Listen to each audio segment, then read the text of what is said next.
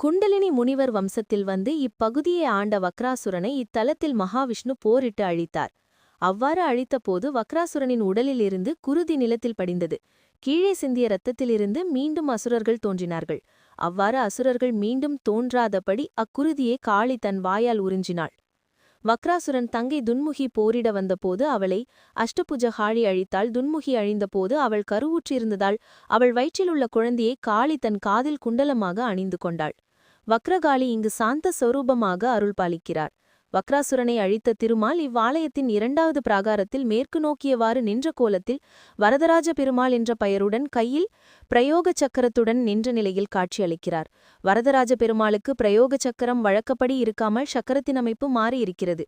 வக்கிரன் வழிபட்டதால் இத்தலம் வக்கரை என்று பெயர் பெற்றது. மேலும் இத்தலத்தில் பல அமைப்புகள் வக்கிரமாகவே உள்ளது. இத்தலத்தில் உள்ள நடராஜர் கால் மாறியாடும் திருக்கோலத்தில் காட்சி தருகின்றார். தூக்கிய திருவடி இடுப்புக்கு மேல் வரை வந்துள்ளது. இவ்வமைப்பு வக்ரதாண்டவமாகும். மற்ற ஆலயங்களில் உள்ளது போலில்லாமல் மூலவர் சந்நிதி, கொடிமரம், நந்தி ஆகியவை நேர்கோட்டில் அமையாமல் சற்று விலகியிருக்கின்றன. இறைவன் இங்கு சுயம்புலிங்கமாக அருள் பாலிக்கிறார். சதுர அதிபாகத்தின் மீதமைந்த வட்டமான ஆவுடையாரில் உள்ள மூலவர் திருமேனி மும்முகத்துடன் உள்ளார். சிவலிங்கத்தின் பானப்பகுதியில் கிழக்கு, தெற்கு, வடக்கு ஆகிய 3 பக்கங்களிலும் முகம் கொண்ட லிங்கம் மும்முகலிங்கம் எனப்படும்.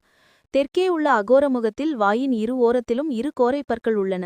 இதை பால் அபிஷேகம் செய்யும்போது மட்டுமே தெளிவாக பார்க்க முடியும்.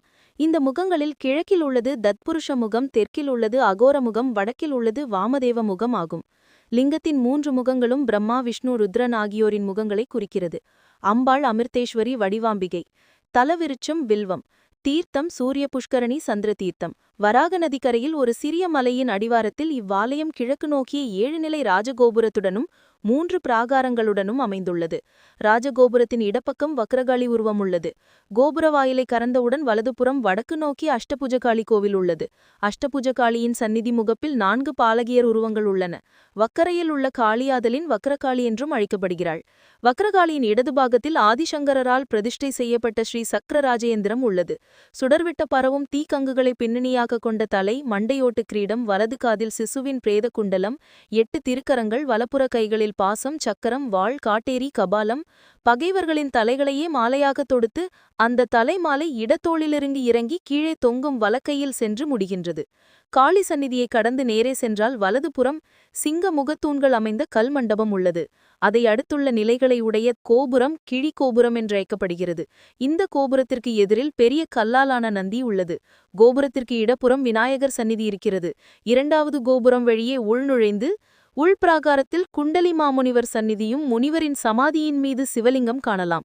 கோஷ்டமூர்த்தமாக தக்ஷணாமூர்த்தி, திருமால், வரதராஜ பெருமாள், விநாயகர், ஆறுமுகர், துர்க்கை உள்ளனர். எதிரில் கருடாழ்வார் உள்ளார். சகஸ்ரலிங்கம் உள்ளது. துவாரபாலகர்கள் இருபுறமும் இருக்கின்றனர்.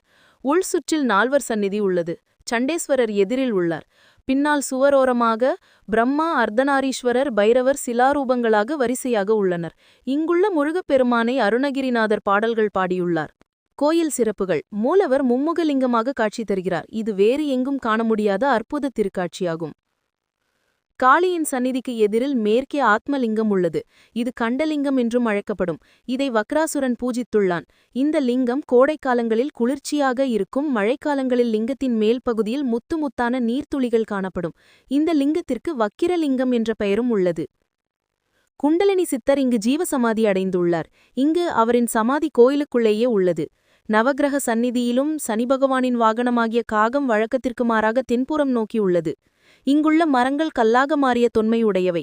பல்லாயிரக்கணக்கான ஆண்டுகளுக்கு முன் பூமியில் புதைந்த மரங்கள், பட்டைகள், கிளைகள் அதே தோற்றத்துடன் இன்று கல்மரங்களாக மாறி காட்சியளிக்கின்றன. கிபி 756இல் கட்டப்பட்ட கோயில் இது. ஒவ்வொரு ஊராக சென்று அங்குள்ள பழைய செங்கல் கட்டுமான கோயில்களை கற்றளிகளாக மாற்றிக்கொண்டே வந்தவர் ராஜராஜனின் பாட்டி செம்பியன் மாதேவி அவர்கள். திருவக்கரையிலுள்ள வக்ரகாளி அம்மன் ஆலயத்தை திருப்பணி செய்து கொண்டிருந்த போது 4 பனைமர உயர அளவிற்கு தஞ்சையில் ஒரு கோயிலை ராஜராஜன் எழுப்புகிறான் என்ற செய்தி கேட்டு தன்னுடைய பங்களிப்பாக ஏதாவது வழங்க வேண்டுமென்று ஒரு நந்தியை பரிசாக திருவக்கரையிலிருந்து வராக நதி வழியாக அனுப்பி வைக்கிறார். நந்தி வராக நதியில் சென்றபோது பெருவெள்ளம் வந்து ஆற்றில் சிக்கிக்கொண்டு தஞ்சைக்கு செல்ல முடியாமல் இங்கேயே தங்கிவிட்டது. தஞ்சை பெருவுடையார் எதிரே கம்பீரமாக உட்கார வேண்டிய நந்தி தற்போது திருவக்கரை அருகில் உள்ள சன்னியாசி குப்பம் என்ற இடத்தில் நின்று கொண்டுள்ளது. திருஞான சம்பந்தர், திருநாவுக்கரசர், சேர்க்கிழார், அருணகிரிநாதர், ராமலிங்க சுவாமிகள் ஆகிய அருளாளர்கள் திருவக்கரை அருள்மொழி சந்திரமௌலீஸ்வரரை பாடியுள்ளனர். குண்டலினி சித்தர் இங்கு ஜீவசமாதி அடைந்துள்ளார். இங்கு அவரின் சமாதி கோயிலுக்குள்ளேயே உள்ளது. வராக நதி என்றழைக்கப்படும் சங்கராபரணி ஆற்றின் கரையில் பெரிய ராஜகோபுரத்துடன் கோயில் கம்பீரமாக உள்ளது. மிக பழமையான தலம்.